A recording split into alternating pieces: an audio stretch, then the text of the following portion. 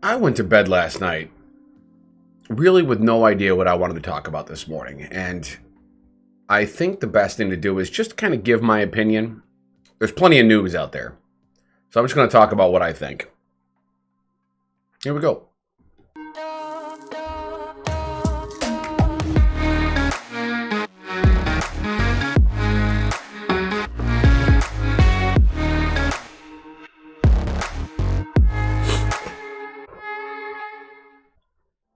Well, you would have to absolutely live under a rock to not know what happened in our nation's capital yesterday.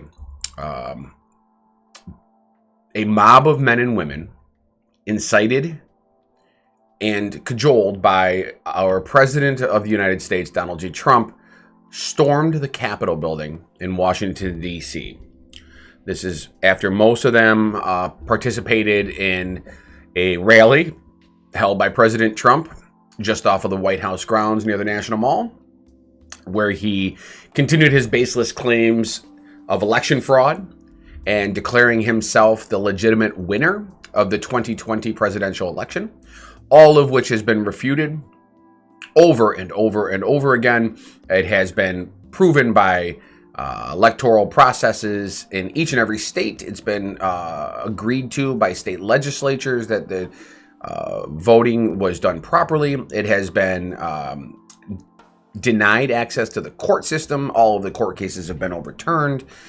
It really is just one of these situations where a grown, impetulant child refuses to accept that he lost an election. So these men and women stormed the U.S. Capitol building. What I believe, or believed, I should say, up until yesterday, what I believed was one of the most secure buildings on the planet. I mean, of course, next to the White House and the Pentagon, but I mean, as far as like front-facing areas that you can actually walk up to, because you can walk right up to the entrance of the nation's capital. I don't know if you've been there. I have. The area where they first breached, which is on the east side of the building, the side on the opposite of the National Mall.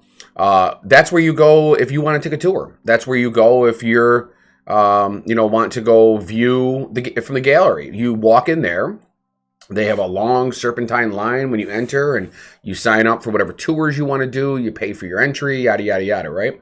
The first time I visited there, I walked up to those doors, and I had a backpack, and inside I had an outside side pouch that carried a water bottle. And I had forgotten that my water bottle was there. And I had a gentleman carrying, I believe it was an MP4. I had a gentleman with an MP4 literally begin to raise the muzzle of that weapon at me because I didn't hear him tell me that I had to throw away my water bottle. But then these people showed up in such overwhelming numbers, with hatred in their eyes, anger in their hearts, with one expressed goal: to stop the actual legal process of accepting the electoral votes of the 2020 presidential election. So they breached the Capitol. They smashed buildings in one of the most historic buildings we have in our country. There was video all over. I'm not going to share any of it here. Go look around. It's all over the internet. The news broadcasting agencies had everything playing in real time. The camera feeds are all live to all these news organizations. So they had cameras inside without actually having to send people inside. And these thugs, these miscreants, these insurgents walked the hallowed halls of our nation's capital, taking selfies, stealing things, breaking things. They went into the Speaker of the House, Nancy Pelosi's offices, and rifled through her things.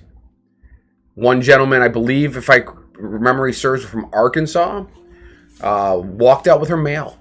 He took pictures of himself with her mail outside of the building after he escaped. Now,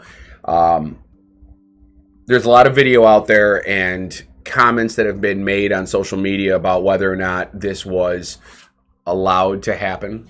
whether it was planned or staged or whatever the case may be. Now, listen, 2020, the transition from January 30th or from December 31st to January 1st is an arbitrary one. So we really are still living in 2020 for all intents and purposes. And so conspiracy theory is not going to go away. Unfortunately, up until now, conspiracy theory has been relegated mostly to the Trump sycophants and the my freedoms people talking about, whether or not the flu was incited or whether there's tracking devices inside of the vaccine.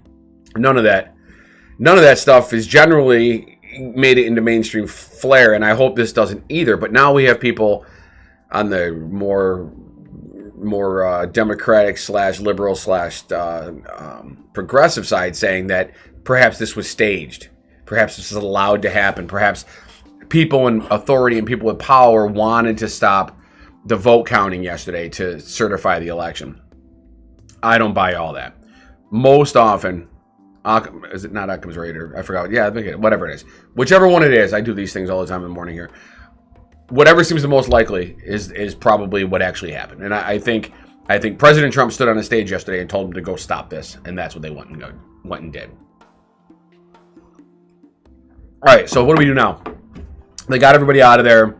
They're going to clean the building up. It doesn't look like anything was damaged in Statuary Hall. I'm hoping not, because there are some priceless things in that building.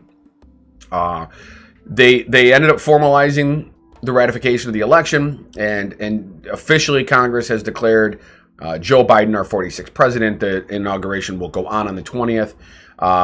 Since then, the office of the president has released a statement saying that there will be a peaceful transition of power. I'm hoping that clearer heads got to Trump last night. He released a couple of statements yesterday, mostly on Twitter, but he did release a filmed or taped video broadcast that he put out there. He kept referring to the rioters and the well, you know what? They're domestic terrorists is what they are ultimately. He kept referring to them as patriots and stating that he loved them and that they needed to go home now and respect the Capitol Police.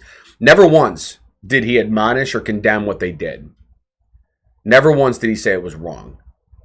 He continues, even in the presidential statement about peaceful transition of power, he continues to rail on this idea that the vote was not proper, that the election was stolen from him. All right, my opinion, and then I'm going to call it a day because I got a late start. I was up very late last night watching the coverage on television, so I'm going to just say this. It's likely not going to happen, but Donald J. Trump needs to be impeached a second time. Additionally, members of his cabinet, as well as the Congress, need to invoke the 25th Amendment, claiming mental health and an inability to appropriately do his job and carry out his duties. We don't have time in 2 weeks to go through the regular impeachment process and vote to have him removed. But both Lindsey Graham and Mitt Romney last night made very emphatic statements about the functionality of our presidency right now for the following 2 weeks. They went short of calling for the 25th or calling for impeachment. However, Chuck Schumer has talked about impeachment. He needs to be out of the office. Whether he literally just goes to a bunker or transfers power to Mike Pence for 2 weeks or just abdicates power altogether, something needs to happen. He's hanging on desperately by a string out of fear. And I believe fear rightfully so, because especially after his conduct yesterday and that it continued on into this morning, this man needs to be prosecuted and incarcerated for the rest of his natural life. A woman died yesterday. 4 additional people passed away from health reactions to what was going on.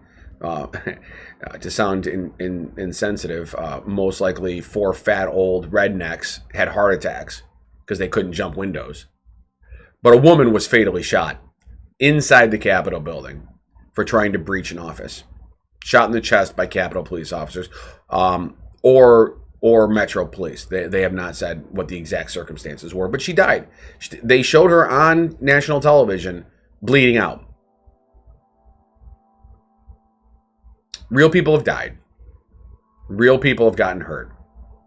4 police officers were injured. 1 is going to lose an eye, it looks like, from a projectile that hit him in the face.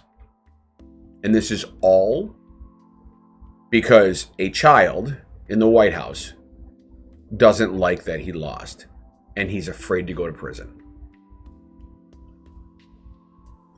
I can't believe we're here. I can't believe we've let ourselves get to this point. This is mob rule. This is the reaction of the American people to mob rule. The good news is I have seen just nearly 100% condemnation of everything that happened by even Republican friends of mine. People in the Senate, Republicans in the Senate, almost universally, with the exception of one asshat, came back out and admonished everything that happened. The House is still a bunch of clusterfucks, but whatever. It's always been that way. It's always going to be that way. On a positive note, as I talked about yesterday, John Ossoff was declared the winner in Georgia, so they won. The Democrats have won both seats. We now have a caucus of 50 members, plus the deciding vote in Kamala Harris in the new Senate that's going to begin in a couple of weeks. Additionally, we have the White House, and the House is in firm standing.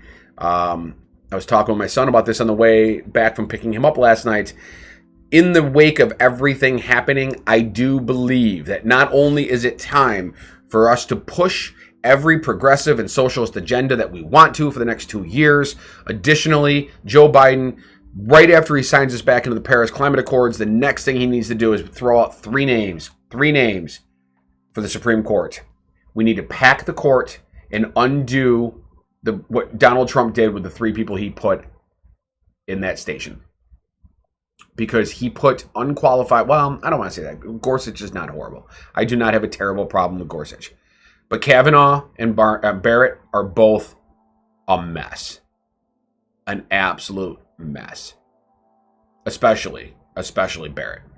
So anyway, that is all I've got. Hey, if you haven't subscribed to my channel, please do that for me. Your subscriptions are incredibly helpful for me to grow this channel and try to make a thing of this. I'm enjoying this again, even with all the catastrophe going on yesterday. I don't know if you also saw it too. Late at night now, I'm going to start posting gaming videos. I've been playing City Skylines. I've got 2 videos. The first one was an absolute just mess of technical difficulties and screws, but last night went pretty smoothly. So if you like watching gaming videos, I'm going to try it out. It's not going to stay on this channel permanently. If I garner any kind of a following, if they start to take off, I will start a secondary channel, a Daily Octane gaming channel. But for now, I'm going to throw them on here just because, I mean, it's not like I got tens of thousands of viewers or any craziness like that. So right now, City Skylines, I'm probably going to jump back over and play some more Cyberpunk 2077 as well soon. But I got the whole setup for this. Why not make use of it? You know, I enjoy this. I enjoy the making the videos and streaming. So as always, you got a couple videos right here you can watch. Check these videos out.